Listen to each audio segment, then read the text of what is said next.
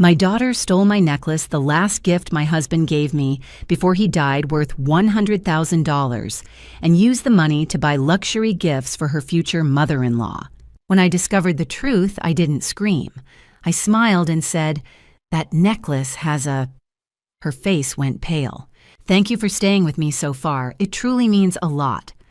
Before we continue, take a moment to share where you're listening from. It's always powerful to see how far these stories reach. And for transparency, this narrative contains fictional elements added for educational and storytelling purposes. Any resemblance to real people or circumstances is coincidental, but the message is intended to offer insight and value. I found the empty box on a Tuesday afternoon when I returned home from visiting my friend Helen in Charleston. I'd been gone for a week, 7 days at her lake house, trying to find peace in the quiet.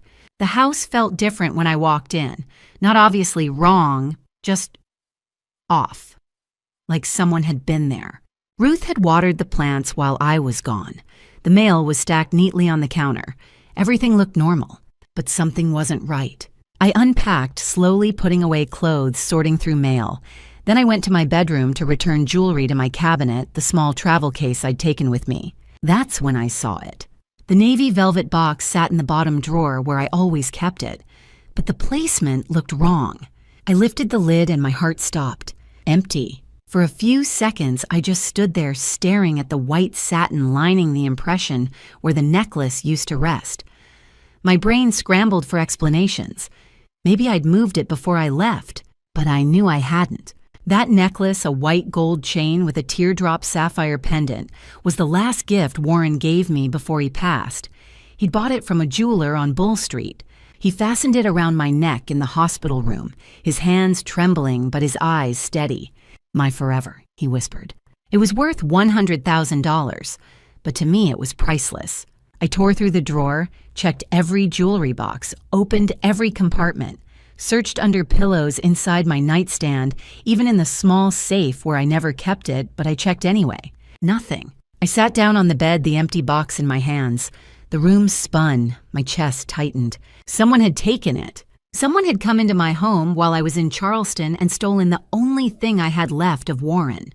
I didn't think to check the doorbell camera. Warren had installed it years ago, one of those ring things, but I'd barely touched it since he passed. Technology had always been his domain, not mine. I thought of Vanessa immediately. My daughter. My only child. The one who'd had a key to my house since high school. The one who knew I'd be gone for a week at Helen's. The one who'd called me the day before I left. "Have a great trip, Mom. You deserve the break." I'd believed her. But now, sitting here with the empty box, a cold thought crept in. My daughter stole from me while I was away. I picked up my phone. Vanessa's name appeared. I pressed call. The phone rang once, twice, 3 times. "Hello." Vanessa's voice sounded cheerful. "Mom, how are you? How was Charleston?" I swallowed, forced my voice steady. "Vanessa," I said, "I need to ask you something." There was a pause, brief, but enough. "Sure," she said. "What's up?" I looked down at the empty box. My fingers traced the satin lining. I thought of Warren. I thought of his hands fastening the clasp. "My forever, my sapphire necklace," I said slowly. "The one your father gave me. It's missing." Silence. Then, "Missing? What do you mean?" Her voice was too high, too surprised, too practiced. "It's gone," I said. "From my jewelry cabinet. I just got back from Charleston, and it's gone." Another pause. "Mom, I don't know anything about that. Are you sure you didn't take it with you?" I closed my eyes. "I'm sure." "Well, maybe Ruth has been with me for 20 years. I cut her off, my voice sharper. "She's never taken so much as a teaspoon." Silence again. Longer this time. "I'm sorry, Mom," Vanessa finally said. "I really don't know, but I'll keep an eye out. Maybe it'll turn up." I sat there listening to her lie to me, and something inside me hardened. "Maybe," I said quietly. I hung up, and I knew with absolute certainty that my daughter had stolen the last piece of my husband I had left. While I was in Charleston, trusting her, believing her, my daughter had walked into my home and taken it. Vanessa showed up at my house 2 days later. I hadn't called her again after that first conversation. I'd spent those 2 days going through my jewelry cabinet, my files, my bank statements, looking for answers, looking for proof. I didn't find one. When the doorbell rang Tuesday afternoon, I knew it was her. I could see her through the frosted glass blonde hair, pulled back, dressed in jeans and a sweater. She looked young, innocent. She looked like my daughter. I opened the door. "Hi, Mom," she said, her smile bright but strained. "I was in the neighborhood, thought I'd stop by." "Come in," I said. She hugged me. I stood stiff in her embrace, barely returning it. If she noticed, she didn't say anything. "I made tea," I said. "Let's sit on the porch." We sat in the wicker chairs Warren had bought years ago. The sun was warm, the azaleas were blooming. Everything looked peaceful. Vanessa chattered about nothing, traffic, weather, a new restaurant. She was talking too fast. Her hands moved constantly, fidgeting with her phone. She was nervous.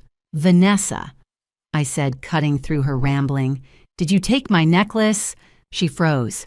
Her smile faltered for just a second before snapping back. "Mom," she said, laughing a little, "we talked about this. I don't know anything about your necklace." "I've looked everywhere," I said. "It's gone." "Well, maybe Ruth." "Ruth didn't take it," I said firmly. Vanessa set her tea down. "Mom, I don't know what you want me to say. I didn't take it. Maybe you misplaced it." "I didn't misplace a $100,000 necklace, Vanessa." Her eyes widened. $100,000, I didn't realize it was worth that much. "Yes, you did," I said quietly. "Your father had it appraised. The certificate is in our files. You've seen it." "I don't remember. You have a key to this house," I continued. "You were here 2 weeks ago. We had tea. We talked. You hugged me goodbye." "Mom, what are you saying?" Her voice rose. "You think I stole from you. Did you?" "No." She stood up her chair, scraping. "I can't believe you're accusing me of this. I'm your daughter." "I know who you are," I said. "Then why are you treating me like a criminal?" Tears welled in her eyes. "I came here to see you and you're accusing me of stealing." I looked at her, at the tears, at the trembling lip, at the wounded expression. It was a good performance. "Vanessa," I said slowly, "if you took it, tell me now. We can work this out."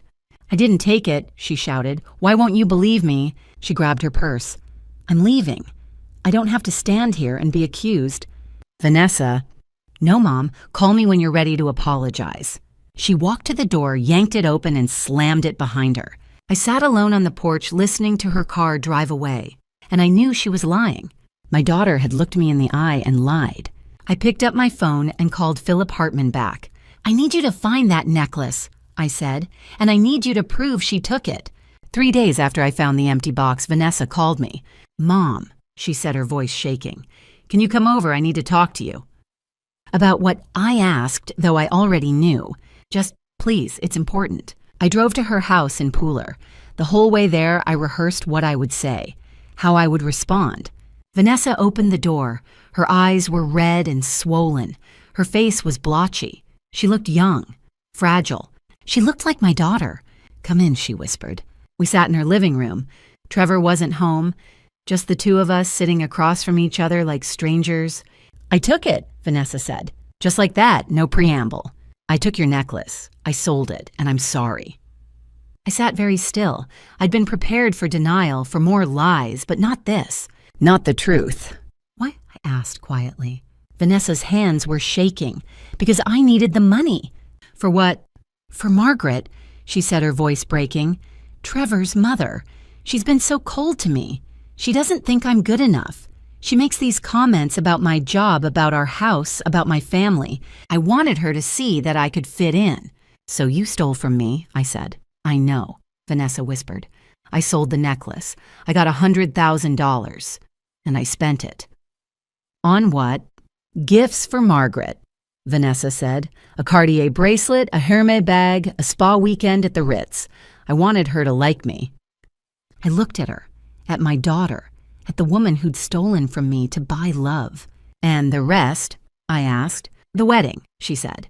"Venue deposit, my dress, flowers. The Mercedes outside, we put down a payment.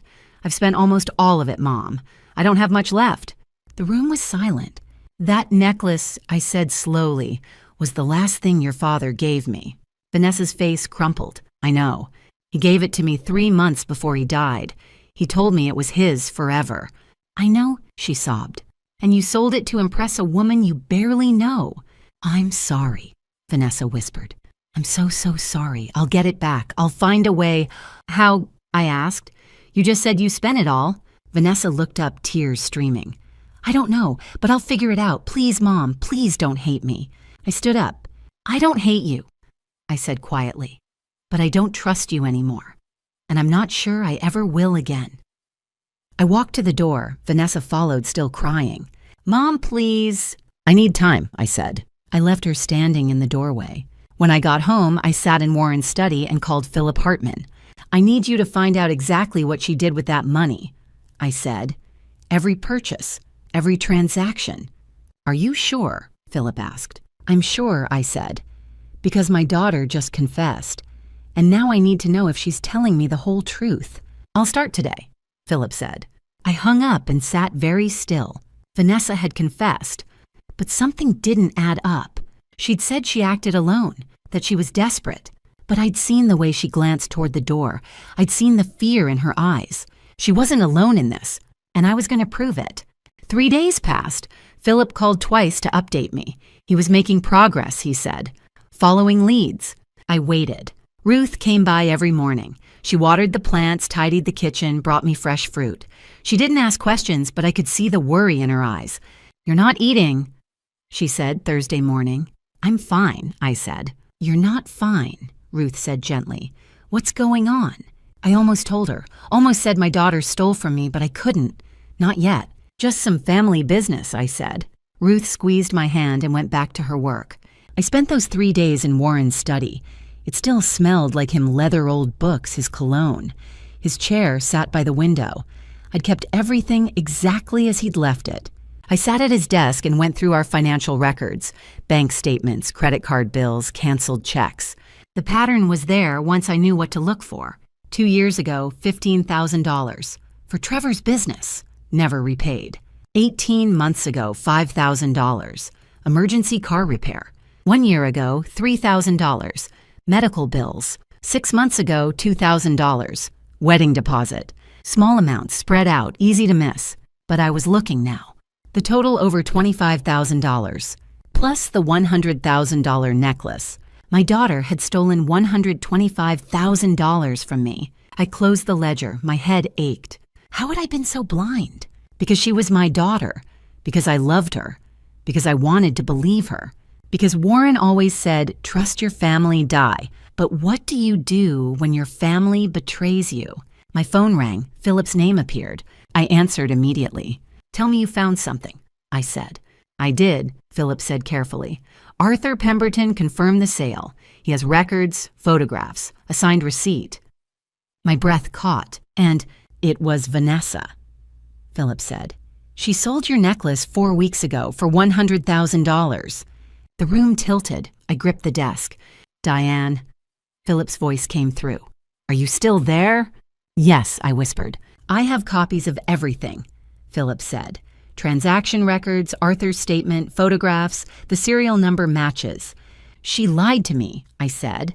Yes, Philip said gently. She did. I looked around Warren's study, at his books, at his chair, at our wedding photograph on the desk 50 years ago, so young, so happy. What do I do now? I asked. That's up to you, Philip said. But if you want to recover the necklace, we need to act quickly. Arthur sold it to a collector. If it changes hands again, it becomes harder to trace. I straightened, wiped my eyes, set up a meeting. I said, I want to hear everything Arthur has to say, and then I want my necklace back. Understood, Philip said. I hung up. Outside, the sun was setting. Golden hour. Warren would have taken a photograph, but Warren wasn't here anymore, and our daughter had stolen the last piece of him I had left. I stood up from his chair. The waiting was over. Now came the reckoning. I called Philip Hartman at 9 o'clock the next morning. My hands were steady. My voice was calm. I'd spent the entire night awake staring at the ceiling, turning everything over in my mind. Philip had been Warren's attorney for 30 years. He'd handled our wills, our estate, planning our business dealings. He was meticulous, discreet, and loyal. If anyone could help me, it was him. Diane, he answered on the second ring. Good morning. What can I do for you? I need your help, I said. Something's been stolen from me. There was a pause, then tell me everything. I did. I told him about the necklace, about the empty box, about Vanessa's phone call and the way her voice had climbed too high when I asked her about it. I told him about the key, about the visit 2 weeks ago, about the hug and the "I love you, Mama." Philip listened without interrupting. When I finished, he was quiet for a long moment. "Do you have documentation?" he asked. "Proof of purchase, appraisal records?" "Yes," I said. Warren kept everything. The receipt from the jeweler, the appraisal certificate. It's all in my files. "Good," Philip said. "That's very good. What about the necklace itself? Was it insured, registered?" "It has a serial number," I said. "Warren made sure of it. He registered it with the jeweler and with our insurance company." "Even better," Philip said. His voice shifted, professional, focused. "If Vanessa sold it, we can trace it. Serial numbers leave a trail. Jewelry of that value doesn't just disappear." I closed my eyes. Hearing him say it out loud made it real. "Philip," I said quietly, "I need to know if I'm wrong. I need to know if I'm accusing my daughter of something she didn't do." "I understand," he said, "but Diane, if she did take it, we need to act quickly. The longer we wait, the harder it becomes to recover. What do you need from me?" "Send me the documentation. I'll contact the jeweler. I'll check with local antique dealers and estate buyers. If the necklace has been sold, someone will have a record of it." I nodded even though he couldn't see me. "Okay. One more thing," Philip said. His voice softened. "Are you sure you want to go down this road if we find out it was Vanessa? There's no going back from that." I looked at the empty velvet box sitting on my desk. I thought of Warren's hands trembling as he fastened the clasp. I thought of Vanessa's voice on the phone, too high, too practiced, too false. "I'm sure," I said. "All right," Philip said. "I'll start today. I'll call you as soon as I know something." "Thank you, Philip." I hung up and sat very still, and then I remembered something. 2 years ago, Vanessa had asked to borrow $15,000. She'd said it was for Trevor's business. I'd written the check without hesitation. She'd cried and promised she'd pay me back. She never did. A year before that, I'd found $500 missing from my wallet after she visited. When I mentioned it, she'd laughed and said I must have spent it and forgotten. And now this. The pattern was there. I'd just been too blind to see it. I opened my laptop and pulled up my bank statements. I went back 3 years. I highlighted every withdrawal, every check, every transfer that involved Vanessa. The numbers added up quickly. My daughter hadn't just stolen from me once. She'd been stealing from me for years. I stared at the screen, and for the first time since I found the empty box, I smiled. Not from joy, from clarity. Because now I knew exactly what I was dealing with. My phone rang. Philip's name flashed across the display. He'd found something. "Arthur Pemberton sold it," Philip said without preamble. 4 weeks ago. I gripped the phone tighter. "Arthur from Pemberton Antiques on Bull Street." "The same," Philip confirmed. I called the jeweler first. They still had the serial number on file. Then I contacted every estate dealer and antique shop within 50 miles. Arthur remembered the piece immediately. My stomach twisted. Arthur Pemberton had been in Savannah for decades. Warren and I had bought from him over the years a side table, a mirror, a set of china. He knew us. He knew our family. Who brought it to him? I asked, though I already knew the answer. "A young woman," Philip said carefully, mid-30s, blonde. She said her mother had passed away and she was selling estate jewelry. Vanessa. My daughter had stood in Arthur's shop, held Warren's necklace in her hands, and lied about me being dead. Did he ask for identification? "He did," Philip said. "She provided a driver's license. Vanessa Walsh." Walsh? Trevor's last name. She'd changed it after the engagement, even though they hadn't married yet. "How much did he pay her?" I asked quietly. $100,000, Philip said. "Cash and check. He has the transaction record. The serial number matches. $100,000. The exact appraised value. She hadn't even tried to negotiate. She'd just taken the money and walked out. "Can we get it back?" I asked. "That depends," Philip said. "Arthur sold it 2 weeks ago to a private collector in Charleston. I've already contacted them. They're willing to return it if we can prove it was stolen property." "It was," I said flatly. "I know," Philip said. But we need more than your word, Diane.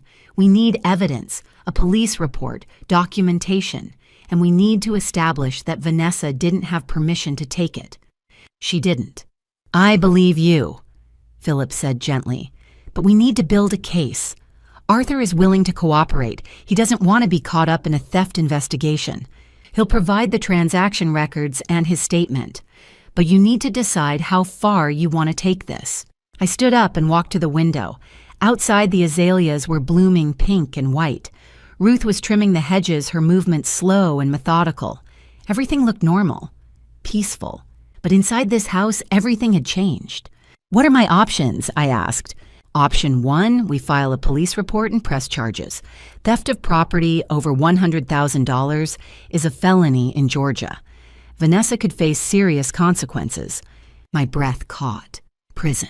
Possibly, Philip said. 3 to 10 years, depending on the circumstances. I closed my eyes. My daughter. In prison. Option 2, I asked. We handle it privately, Philip said. Confront her. Demand restitution. Threaten legal action if she doesn't comply. It's messier, but it keeps this out of the courts. And option 3, you let it go, Philip said quietly. You accept the loss and move on. I looked down at my left hand. The engagement ring Warren gave me 50 years ago still gleamed on my finger. I'd never taken it off, not even after he died. Warren gave me that necklace 3 months before he passed, I said. It has a serial number, registered. Warren made sure of it because he wanted me to have something that would last, something no one could take from me. My voice broke on the last words. But someone did take it, I whispered. My own daughter took it. I'm sorry, Diane. I straightened my shoulders, wiped my eyes. File the police report, I said. Philip called me back 3 hours later. Arthur wants to meet with you, he said, in person. He says he has something to tell you. We arranged to meet at Arthur's shop the next morning.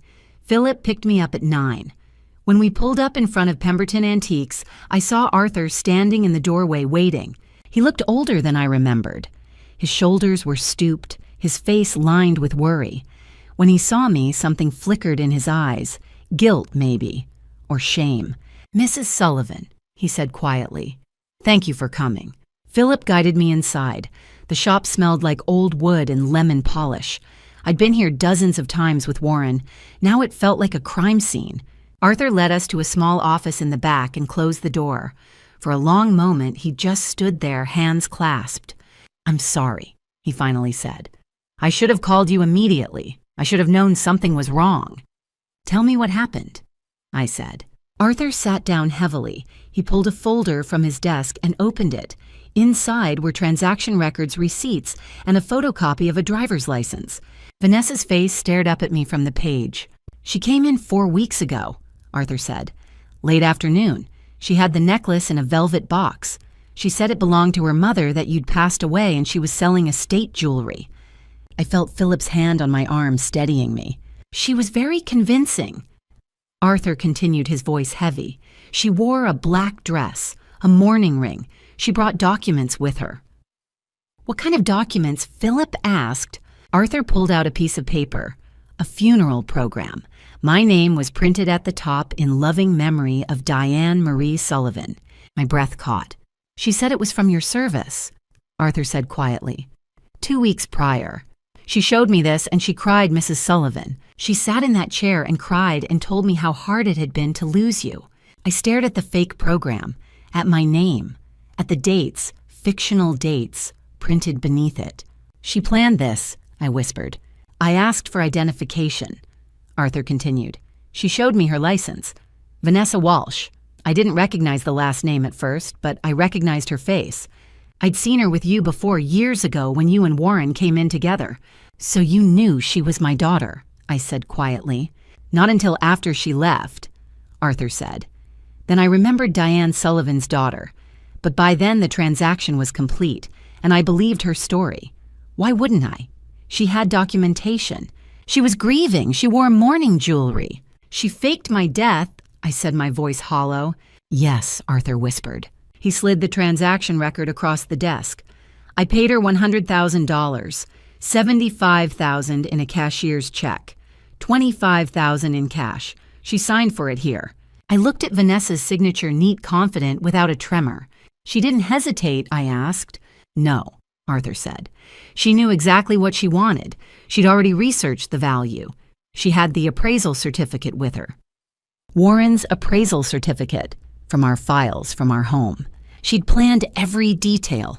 I sold the necklace 2 weeks later, Arthur continued, to a collector in Charleston, a woman named Margaret Hastings. She paid $110,000. Margaret Hastings, I repeated. Arthur nodded. She collects estate jewelry, Victorian pieces mostly. She's agreed to return the necklace if we can prove it was stolen, but she wants her money back, the full $110,000. She'll get it, I said, from Vanessa. Arthur nodded slowly.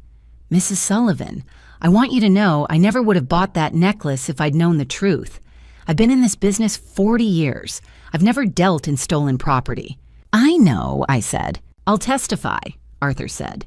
If it comes to that, I'll provide everything, the transaction records, the photographs, the fake funeral program, my statement, whatever you need. I stood up. Philip stood with me. Thank you, Arthur, I said. He walked us to the door. As I stepped outside into the bright morning sun, he called after me. Mrs. Sullivan. I turned. I'm sorry about Warren, he said quietly. He was a good man. Yes, I said, he was. And my daughter had not only stolen the last piece of him I had left, she'd faked my death to do it. Vanessa invited me to dinner the following week. The text came through on a Saturday morning. Hey, Mom, want to come over for dinner next Friday? Just you, me, and Trevor, 6 p.m. I stared at the message for a long time. She'd lied to me, sold my necklace, denied everything, and now she was inviting me to dinner as if nothing had happened. I texted back, that sounds lovely, I'll be there, because I wanted to see her. I wanted to look her in the eye and watch her pretend. I wanted to see what kind of life she'd built with my money, and because Philip had advised me to act normal. Don't tip her off, he'd said. We need time to build the case. So I played along. Friday evening, I drove to Vanessa's house in Pooler. The neighborhood was nice, newer homes, manicured lawns. Her house was a white colonial with black shutters, clean, respectable, expensive. Trevor answered the door with a wide smile. Diane, so good to see you. He'd never called me Mom, not once in 3 years, always Diane. I stepped inside. The house smelled like roasted chicken and candles. Everything was staged. The flowers, the throw pillows, the framed photos. It looked like a magazine spread. Vanessa emerged from the kitchen wearing a navy dress I'd never seen before. Fitted, elegant, expensive. Mom, she hugged me tight. I'm so glad you came. I hugged her back and felt nothing. We sat down to dinner in their dining room. The table was set beautifully white linens, good china flickering candles, roasted chicken, garlic potatoes, green beans. Everything looked perfect. Trevor poured wine. I asked for water instead. So, Mom, Vanessa said brightly, how have you been? Fine, I said, keeping busy. Any news on your necklace? Trevor asked casually. I looked at him. His face was open, innocent, concerned. No, I said. Nothing yet. That's terrible, Vanessa said, shaking her head. I really hope it turns up. It meant so much to you. She said it so sincerely. If I hadn't known better, I would have believed her. We ate in near silence after that. The chicken was dry. The potatoes were bland. Or maybe everything tasted like ash because I was sitting across from my daughter watching her lie. After dinner, Vanessa walked me to the door. Thanks for coming, Mom, she said, hugging me again. Let's do this more often. Yes, I said. Let's. I drove home in silence. When I got back, I sat in Warren's study and called Philip. I need to know everything, I said. Where the money went, what she bought, I need proof. I'm working on it, Philip said. Give me a few more days. I don't have a few more days, I said. I need answers now. Diane, she invited me to dinner. I said, my voice breaking. She hugged me. She smiled. She asked about the necklace as if she cared. Philip was quiet. We'll get her, he said finally. I promise. I hung up and sat very still in the dark. My daughter was a stranger, and I was going to prove it. Philip came to my house on Thursday with a file folder thick enough to be a novel. You're not going to like this, he said, spreading the contents across my dining room table. He was right, I didn't. The first document was a series of text messages, printed out timestamped names at the top of each bubble. Philip had gotten them through legal channels Vanessa's phone records subpoenaed as part of the investigation. "Start here," Philip said, pointing to the first exchange. "Trevor Walsh to Vanessa Walsh, August 28th, 9:47 p.m. Your mom's still going to Charleston next week, right? Vanessa Walsh to Trevor Walsh, August 28th, 9:52 p.m. Yeah. Leaves Sunday. Back the following Tuesday. Trevor Walsh, August 29th, 10:13 a.m. Perfect timing. Mom's been asking about the gifts again. When are we getting them? Vanessa Walsh, August 29th, 10:18 a.m. Soon, I promise. Trevor Walsh, August 30th, 7:22 p.m. We need to do this now, before the engagement party. She needs to see we're serious. Vanessa Walsh, August 30th, 7:35 p.m. I know where we can get the money. Trevor Walsh, August 30th, 7:36 p.m. Where? Vanessa Walsh, August 30th, 7:41 p.m. Mom's necklace.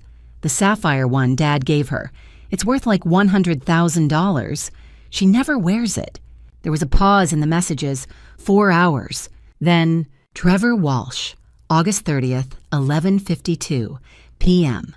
Are you sure? Vanessa Walsh, August 30th, 11:58 p.m. She'll never know. She keeps it in a box. I don't think she's looked at it in years. Trevor Walsh, August 31st, 12:02 a.m. when? Vanessa Walsh, August 31st, 12:03 a.m. when she's in Charleston. I have a key. I stopped reading. My hands were shaking. There's more, Philip said gently. Trevor Walsh, September 6th, 11:32 a.m. Are you there yet? Vanessa Walsh, September 6th, 11:45 a.m. just pulled up. I feel sick. Trevor Walsh, September 6th, 11:46 a.m. You can do this, for us, for our future. Vanessa Walsh, September 6th, 12:03 p.m. I have it. I'm leaving now. Trevor Walsh, September 6th, 12:05 p.m. Good. I'm calling Pemberton. Philip slid another document across the table. Bank statements. This is their joint account, he said. Watch the dates. September 7th deposit, $100,000. Then starting September 8th, a cascade of withdrawals and charges. September 8th, Cartier Savannah, $18,000. September 10th, Hermes Atlanta, $15,200. September 12th, Ritz-Carlton, Amelia Island 3-night stay. Guest Margaret Walsh, $6,800. September 15th, Tiffany & Company Savannah, $12,500. September 18th, Nordstrom, $8,300. $55,000.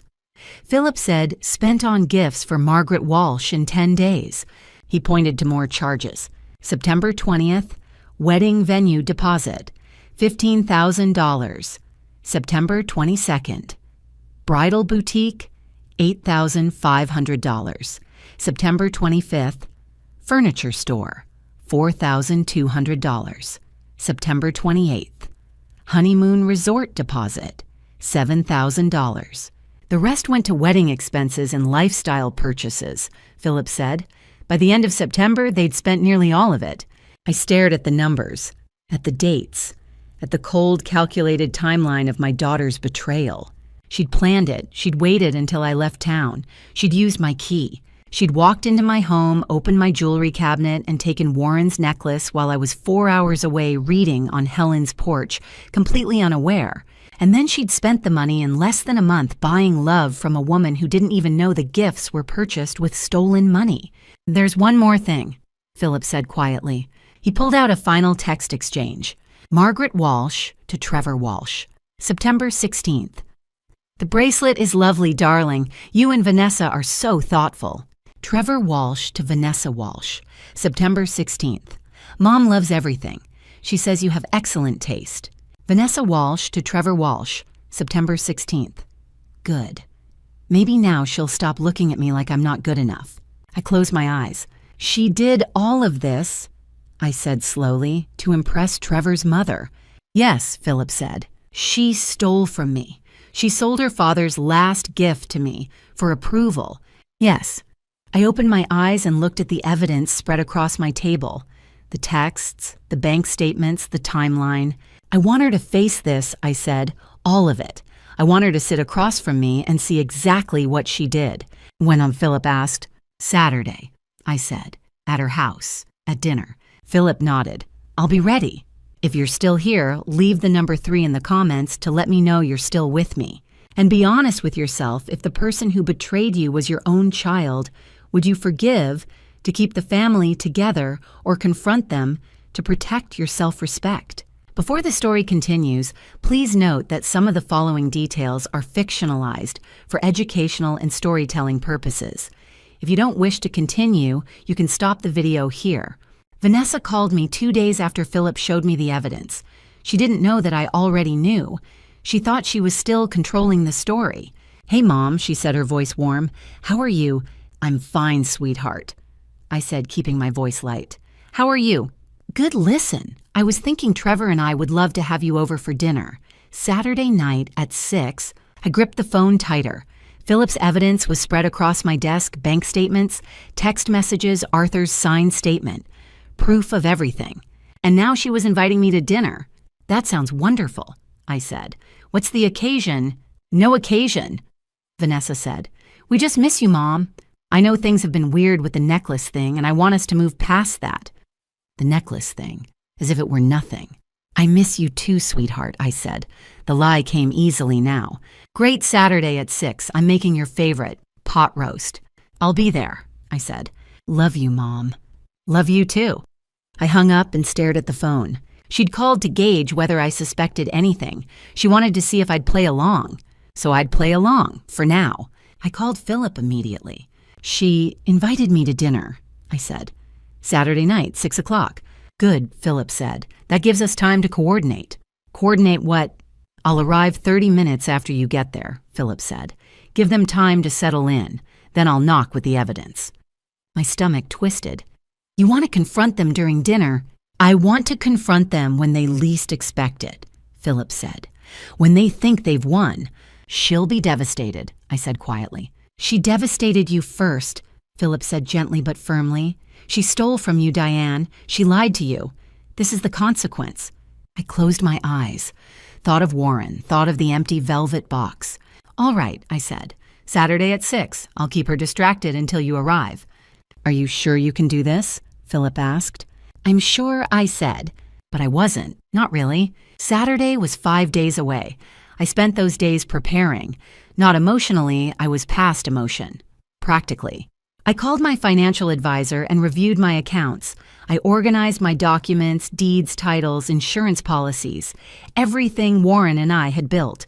And I practiced in the mirror how to say goodbye to my daughter without breaking. I stood in front of the bathroom mirror Friday night.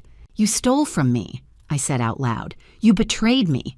My voice was steady. My hands didn't shake. I practiced until the words felt natural, until they didn't hurt anymore, until I could say them without crying.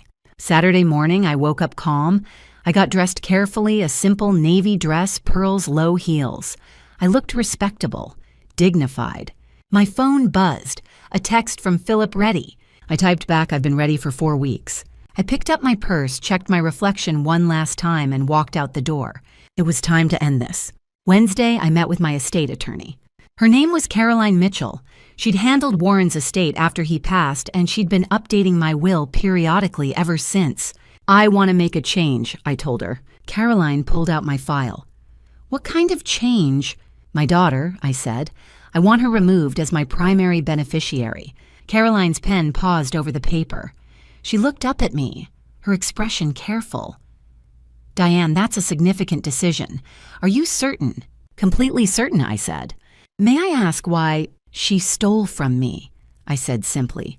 A necklace worth $100,000. She sold it and lied about it. Caroline set down her pen.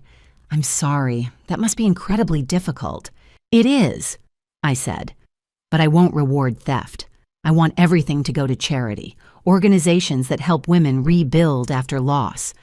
And Vanessa, $1, I said. The legal minimum, so she can't contest it. Caroline nodded slowly.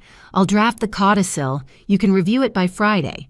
Thank you, I said. Thursday. Philip came to my house with the final evidence package. He spread everything across the dining room table, printed text messages in chronological order, bank statements with the $100,000 deposit. Highlighted. Arthur Pemberton's signed statement. Then he asked, "Do you have the Ring doorbell footage, the one Warren installed?" I stared at him. "The doorbell camera?" "Yes," Philip said gently. "If it was recording when Vanessa came to your house, we'll have proof she was here. Video evidence." I hadn't thought of it. Not once. Warren had installed that system years ago. He'd been so proud of it, showing me how it worked, how it recorded motion at the front door.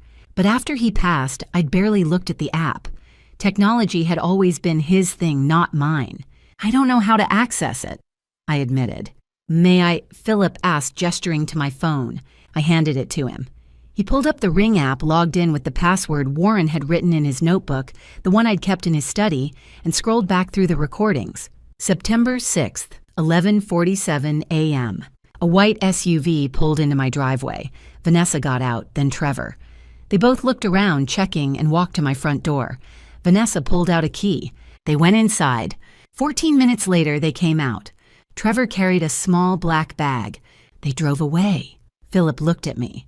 "This is everything we need." I stared at the screen, at my daughter's face clear as day walking into my home while I was 4 hours away in Charleston. I couldn't bring myself to look at it before, I said quietly. After I found the empty box, I was too heartbroken to even think about the camera. Philip nodded. "I understand, but now we have it. Video proof, text messages, bank records, Arthur's statement. The timeline is airtight. Once we do this, Diane, there's no going back," Philip said. "It already isn't," I said quietly. Friday, I stayed home alone. I found myself looking through old photo albums. Vanessa as a baby, Vanessa learning to ride a bike, Vanessa at age 7, gap-toothed and smiling. I remembered teaching her to ride that bike. She'd fallen, skinned her knees, cried. But she'd gotten back up. "I love you, Mama," she'd said. I'd believed her then. Then I remembered Trevor's text. "She doesn't even wear it." My doubt disappeared. That little girl was gone. Friday evening, I found the empty velvet box. I held it and spoke to Warren's memory. "I hope I'm doing the right thing," I whispered. And I heard his voice, "Protect yourself, Di." Saturday morning, I woke up calm. I was ready. I left Savannah at 5:30 on Saturday evening. The drive to Pooler took 20 minutes on Highway 80 past the church, where Vanessa was baptized, past the park, where we used to feed the ducks when she was small. Every landmark was a memory. Every memory was a knife. The tablet sat on the passenger seat beside me, Ruth's security footage loaded and ready. In my purse were the printed text messages, the bank statements, Arthur's signed statement. Everything Philip and I had gathered over the past 4 weeks. Everything that would destroy my daughter's life.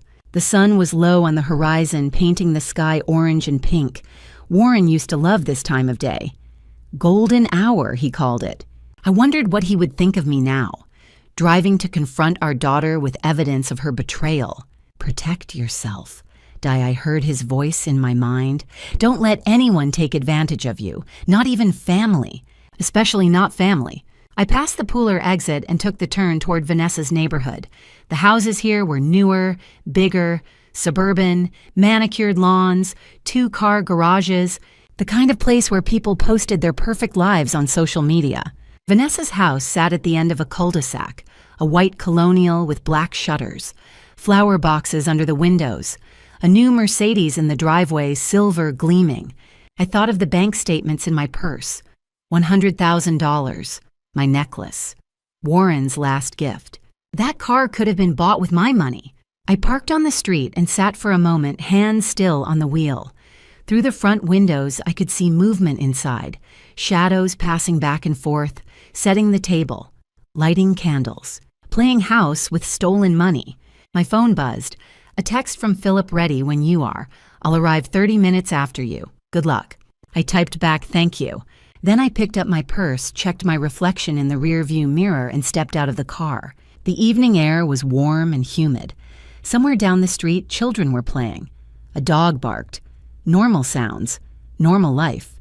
But nothing about tonight was going to be normal. I walked up the driveway. The front door was painted red, cheerful, welcoming. There was a wreath made of eucalyptus and white flowers. Everything here looked expensive.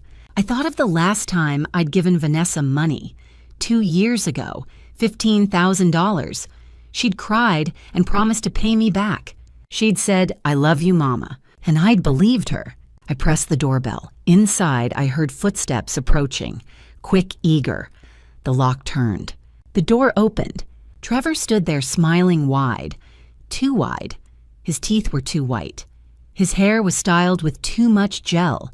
He was wearing a button-down shirt and slacks dressed up for the occasion. "Diane," he said, his voice booming with false warmth. Come in, we're so glad you could make it." He stepped aside, gesturing for me to enter. I looked past him into the house. I could see Vanessa in the kitchen doorway wiping her hands on a towel. She looked nervous, pale. Her smile didn't reach her eyes. I looked back at Trevor, at his too bright smile, at the watch on his wrist, a Rolex, gold and gleaming. $100,000 could buy a lot of things. I stepped across the threshold, my purse heavy with evidence against my own daughter. Trevor closed the door behind me. The trap was set, and I thought, smile while you still can.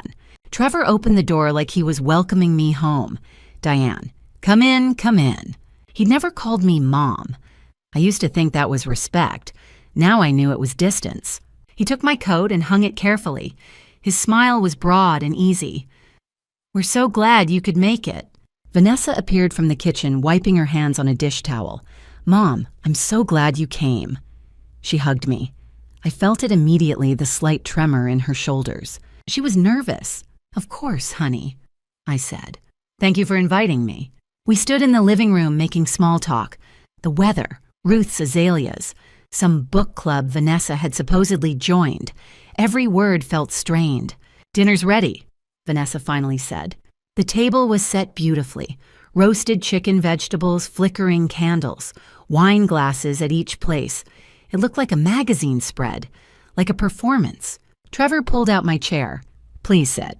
He poured wine for himself and Vanessa, then reached for my glass. "Just water for me, thank you," I said. "You sure it's a nice Pinot Noir?" "I'm sure." I needed to stay sharp. We sat. We served ourselves. And then we ate in near silence. I used the quiet to look around. New artwork on the wall, modern, expensive looking, bold colors and geometric shapes, the kind Warren would have hated. Trevor's watch caught the candlelight. Rolex, maybe. Definitely new. $100,000 buys a lot of things. Vanessa kept glancing at Trevor. Quick little looks. He'd catch her eye and give her a small nod. Coordinating. Finally, Vanessa set down her fork. "Mom," she said carefully, We want to talk about what happened. Here we go." Trevor leaned forward, expression serious. "Diane, Vanessa told me everything. I was shocked. I had no idea she'd do something like that." I set down my fork, folded my hands in my lap. "Has she told you everything?" I asked. Trevor's eyes flicked to Vanessa, just for a second. But I saw it, and I knew. They'd coordinated this. They'd sat here and planned exactly what they'd say, how they'd frame it, how they'd make it sound like Vanessa acted alone, like Trevor was innocent. They'd rehearsed. Vanessa took a breath, her shoulders straightening. I could see it. She was about to launch into her prepared speech, the one that was supposed to make me understand, make me forgive. And that's when the doorbell rang. Trevor's fork clattered against his plate. Vanessa's head whipped toward the sound, her face draining of color. "Who's that?" she asked, her voice too high. I looked at my watch. 6:30. Right on time. "That," I said calmly, "would be my attorney." The room went still. Trevor stared at me. "Your attorney?" "Yes," I said. "Philip Hartman. I invited him. I hope you don't mind." Vanessa's mouth opened, but no sound came out. The doorbell rang again. I smiled, not warmly, not cruelly, just smiled. "You should get that," I said. The doorbell rang at exactly 6:30. Trevor's fork froze halfway to his mouth. Vanessa's head snapped toward the sound, her eyes wide. "Are you expecting someone?" Trevor asked me, his voice tight. "Yes," I said calmly. "My attorney." The color drained from Vanessa's face. Trevor stood up so fast his chair scraped against the hardwood. "Your attorney! What the hell, Diane?" "Sit down, Trevor," I said. He didn't move. The doorbell rang again. "I'll get it," I said, standing. "No," Trevor said. "This is my house. I'll get it." He strode to the front door and yanked it open. I heard Philip's calm voice from the entryway. "Good evening. I'm Philip Hartman, Mrs. Sullivan's attorney. May I come in?" "No," Trevor said. "Whatever this is, Trevor." I called from the dining room. "Let him in." There was a long pause. Then Trevor stepped aside. Philip walked into the dining room carrying a leather briefcase. He was wearing a gray suit, his silver hair neatly combed. He nodded to me, then to Vanessa. "Miss Walsh," he said. "Mr. Walsh." Vanessa didn't correct him. She just sat there, frozen, her hands gripping the edge of the table. Philip set his briefcase on the table between the chicken and the wine glasses. The latches clicked open loud in the silence. "What is this?" Trevor demanded. "This," Philip said, pulling out a folder, "is a legal matter concerning stolen property."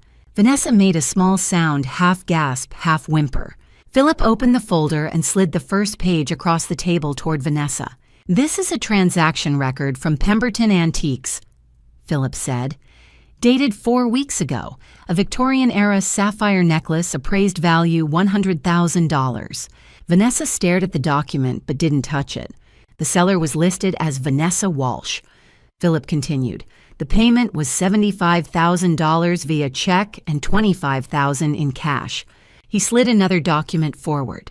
"This is Arthur Pemberton's signed statement. He confirms that Ms. Walsh claimed her mother had passed away and she was selling estate jewelry." I watched Vanessa's face. She was shaking now. "But Mrs. Sullivan," Philip said, looking at me, "is very much alive, and the necklace was stolen from her home." "That's not," Vanessa started, but her voice broke. "It is," Philip said. "The necklace has a registered serial number. It was a gift from Warren Sullivan to his wife. It was insured, documented, and it was taken without permission." Trevor was staring at Vanessa now, his face twisted with confusion. Philip slid one more document across the table. "This is the appraisal certificate with the serial number. Arthur Pemberton's record shows the same number. There is no question the necklace Ms. Walsh sold belonged to Mrs. Sullivan." Vanessa's hands trembled. She looked at me, eyes filling with tears. "Mom," she whispered, "please." "You told Arthur I was dead," I said quietly. She flinched. "You took your father's last gift to me," I continued. "You walked into a shop on Bull Street and you sold it for $100,000. Vanessa started. "You needed to impress Trevor's mother." I finished. "You needed to buy her love with my husband's necklace." Trevor's head whipped toward Vanessa. "What?" Philip closed the folder. "You sold it 4 weeks ago," he said, his voice quiet and final. "Together." The word hung in the air. Together. I'd imagined this moment 100 times. In none of those versions did I expect silence. But silence is just shock. Denial comes next. Vanessa opened her mouth. "Mom, that's not..." Philip cut her off. "Let me finish." He pulled out a tablet, set it on the table, and pressed play. The footage was grainy but clear. Ruth's camera. The timestamp read September 6th, 11:47 a.m. A white SUV pulled into my driveway. Vanessa got out, then Trevor. They looked around, checking, and walked to my front door. Vanessa pulled out a key. My key. They went inside. 14 minutes later, they came out. Trevor carried a small black bag. They drove away. Vanessa tried again. "That doesn't prove..." "It proves you were both there," Philip said. He pulled out another sheet. "But let's remove any doubt." Text messages, printed, time-stamped. Philip began to read. "Trevor to Vanessa 3 weeks before your mom still has that necklace, right?" Vanessa, "Yeah, why?" "Trevor, mom's been making comments about the wedding, about whether your family can keep up." Philip paused, then continued. "Vanessa 2 weeks before. What if we got her something really nice?" "Trevor, that'd cost thousands." Vanessa, "I know where we could get the money. Mom's necklace. It's worth $100,000. She never wears it." Vanessa's face was in her hands. Her shoulders shook. Philip kept reading. "Trevor, when does she leave?" Vanessa, day of the theft, I feel sick. Trevor, we're doing this for us. I'm calling Pemberton now. Trevor, day after the sale, it's done. 100,000. Now we can make Mom happy. The silence was deafening. Philip pulled out the last document. Bank statements. He slid them across. $100,000 deposited the day after you sold the necklace, Philip said. Cartier, 18,000. Hermes, 15,000. Ritz-Carlton, 3 nights, Margaret Walsh listed as guest. He looked up. 55,000 on gifts for Trevor's mother in 3 weeks. 28,000 on wedding expenses. The rest on furniture and lifestyle spending. Trevor stared at the floor. Vanessa cried silently. I let the silence stretch. Let them sit in it. Then I spoke, my voice steady. I want to hear it from both of you. Did you plan this together? Did you steal from me to buy approval from his mother? Finally, Trevor's voice barely audible. Yes. Vanessa let out a sob. Mom, we were desperate. Margaret kept saying I wasn't good enough. I held up my hand. That necklace, I said, was the last thing your father gave me. Vanessa looked up, her eyes red.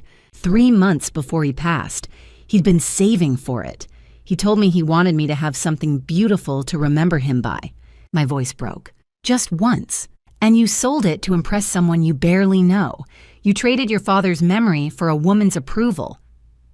The thing about co-conspirators is they only stay united when they're winning. Vanessa turned to Trevor, her voice breaking into something desperate and raw. You said she'd understand. You said if we just made your mother happy, everything would work out. Trevor's jaw tightened. I said we needed my mother's approval. You're the one who said stealing from your mom was the solution. You agreed. You drove there with me. You carried it out. Because you were crying every night about how Margaret treated you.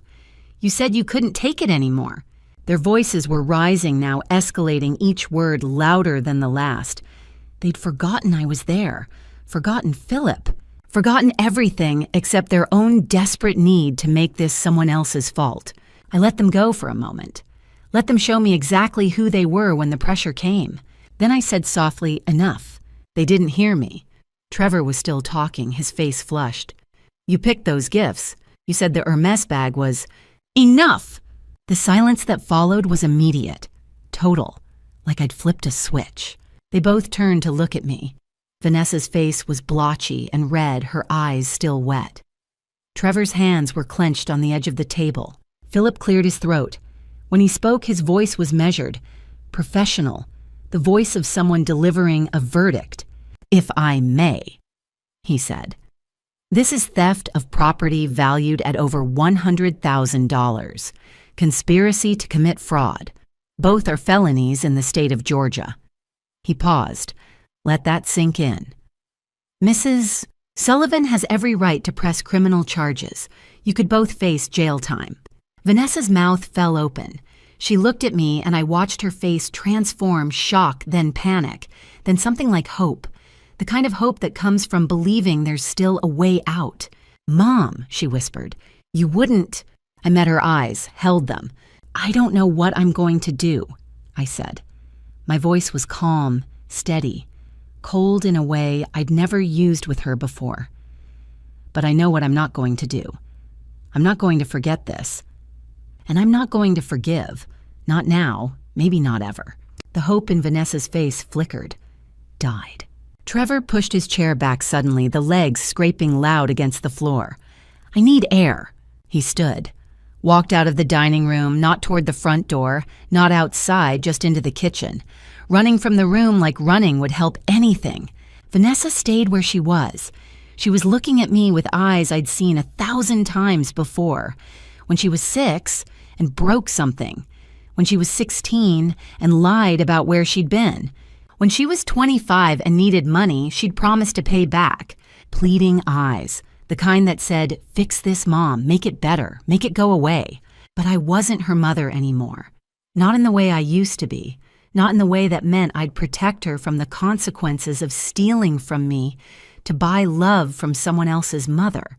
I leaned forward, my hands flat on the table. You need to return the money, I said, all of it. There's a moment in every negotiation when you realize who has the power. Vanessa and Trevor realized it too late. Trevor came back from the kitchen. He didn't say anything, just stood in the doorway, shoulders slumped, face blank. Philip opened another folder, pulled out a document, slid it across the table. "Here's what's going to happen," he said. His voice was calm, professional. "First, Arthur Pemberton will return the necklace. I have legal leverage, it's stolen property. He'll comply." Vanessa looked up. A flicker of hope crossed her face. Philip continued. "Second, you will repay Mrs. Sullivan $100,000, plus $10,000 in legal fees and damages. $110,000 total. You have 60 days. Trevor's voice came out hoarse. "We don't have that kind of money." He looked at Vanessa, then back at Philip, his hands trembling. "That money. It's gone. It's the Mercedes sitting outside. It's the bags in her closet. It's the furniture we just bought. We don't have cash." Philip didn't blink. "Then sell your assets, your house, your cars, the gifts you bought for Margaret if she hasn't already returned them. I don't care how, but you will do it." Vanessa's face went pale. "This will ruin us." I spoke then, my voice steady, final. "You already ruined yourselves." Philip kept going. "If you don't comply, Mrs. Sullivan will press criminal charges. Theft of property over $100,000 is a felony in Georgia. Conspiracy to commit fraud is a felony. You're both looking at 3 to 10 years in prison. Do you understand?" Silence. Then I leaned forward. Because Philip had laid out the legal terms, now it was time for mine. "I don't want to see you," I said. "Either of you. No phone calls, no texts, no visits. You don't exist to me anymore." Vanessa's hands shook. "Mom, I've changed my will," I continued. "You're not my heir anymore, Vanessa. You'll get $1 when I pass. That's what the law requires, but that's all you'll get." Her face crumpled. "Mom, please." I said, and I have. Philip placed another document on the table. "I'll be filing a police report tomorrow. This will be on record. If you fail to meet the terms, any of them criminal charges will be filed immediately. Do you both understand?" Trevor's voice was barely a whisper. "Yes." Vanessa just nodded. I stood, picked up my purse. Philip gathered his briefcase. "Philip will contact you about the payment schedule," I said. "And one more thing." I looked at Vanessa, really looked at her. "When Margaret finds out where those gifts came from, and she will, you'll learn what I learned. Approval you have to buy isn't worth having." I walked toward the door. Vanessa's voice stopped me. "Mom." It came out broken, desperate. "I'm sorry. I'm really, really sorry." I stopped, turned back just enough to look at her. "So am I said. And then I walked out of that house and didn't look back. Philip walked beside me, silent. At my car, I stopped. Philip stood there with his briefcase looking at me with concern. "Are you all right?" he asked. I thought about Warren, about the necklace I'd get back but would never wear the same way, about the daughter I'd raised who'd looked at me with pleading eyes one last time, about how I'd spent 35 years being someone's wife and 38 years being someone's mother, and how tonight I'd walked away from one of those identities forever. "Ask me next year," I said. "They say time heals all wounds. I don't know if I believe that, but I know time gives you distance. And distance gives you clarity." 2 months later, Philip brought the necklace back. He carried it in a protective box, the kind museums use for fragile things. When I opened it, when I held it in my hands for the first time since it was taken, I remembered Warren's hands clasping it around my neck, his voice quiet and certain. "My forever." I wore it that afternoon, the first time since he passed. I stood in front of the bathroom mirror, the same one where I'd practiced saying goodbye to my daughter, and I looked at myself, at the woman wearing her husband's last gift, at the woman who'd chosen to stand up even when it meant standing alone. "I'm still here," I said to my reflection. "I survived this." Philip gave me updates I hadn't asked for but needed to hear. Vanessa and Trevor had sold the house. They'd moved into a small rental apartment. They were making payments, $45,000 so far, $65,000 still owed. The police report had been filed. The charges were suspended conditional on full restitution. "They're struggling," Philip said carefully, "financially and in other ways." "Margaret?" I asked. Philip nodded. "She found out about the necklace, about where the money came from. She returned everything she could, the bags, the jewelry that hadn't been worn. She told Trevor she wanted nothing to do with items purchased with stolen money. And the wedding, postponed indefinitely. I understood. Margaret had withdrawn her approval, the very thing Vanessa had stolen from me to obtain. Ruth came by later that week. She brought cookies and sat with me in the living room. We didn't talk about any of it at first. We just sat. Then gently, "Has Vanessa tried to call you?" I blocked her number. Ruth nodded, didn't judge, just nodded. "Will you ever?" She started, then stopped. "I don't know," I said, and it was the truth. "Maybe, someday, when I'm ready, if I can be ready." Some nights I walk through my house and I think about Vanessa as a child, not the woman who stole from me, but the little girl who brought me dandelions. And it hurts. Not the same way it did 2 months ago, but it still hurts. Other nights I sit in Warren's chair wearing his necklace and I ask him if I did the right thing. I don't hear his voice, but I feel something, a stillness, an approval, a reminder that love doesn't mean letting someone hurt you, that protecting yourself isn't the same as being cruel, that I didn't fail her. She failed me.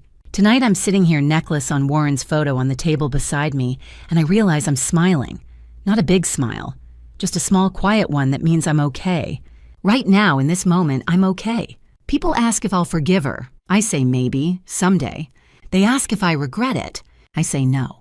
Vanessa will have to live with what she did, with the knowledge that she traded her father's memory for approval from a woman who in the end wanted nothing to do with stolen money, that she lost both mothers in the process, and I'll have to live with what I did in response.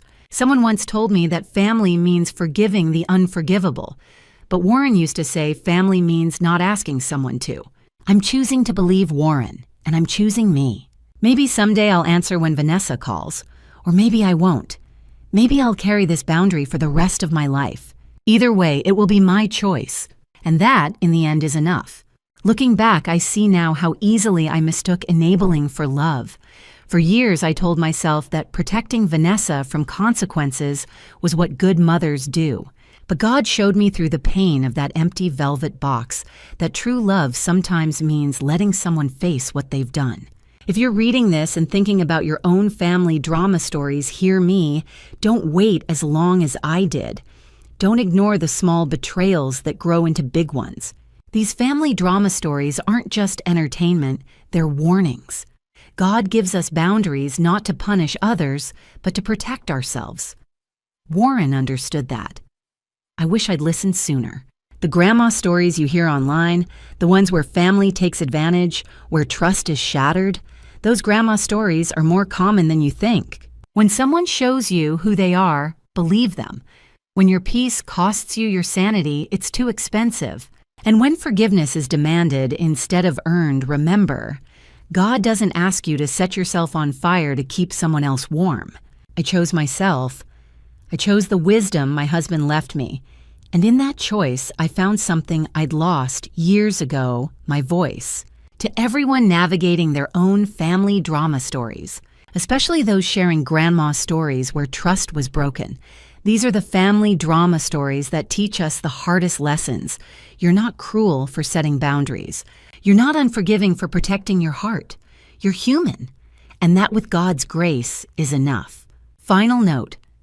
This content contains dramatized storytelling elements for educational purposes.